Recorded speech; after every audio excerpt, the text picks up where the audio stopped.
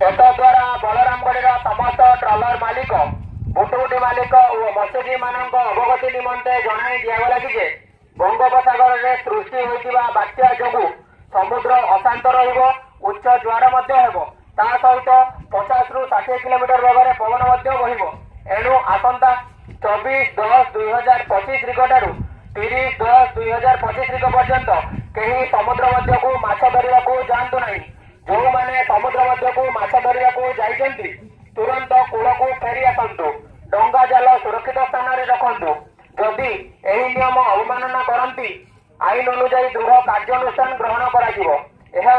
धनजीवन सुरक्षा निमंते जन दिगला मत्स्य विभाग ओडिशा सरकार।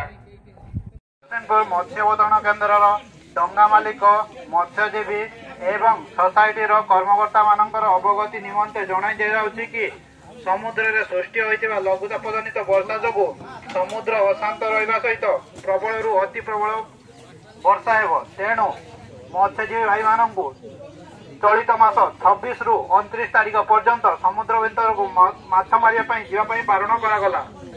तत्सहित जो मैंने जाइछन्ति आज कूल को तुरंत फेरवा जनातु। जाल एवं डंगा को सुरक्षित स्थान रखा सहित निजे मध्य सुरक्षित स्थान रुहतु। यही वार्ता धन एवं जीवन अत्यंत जरूरी अटे।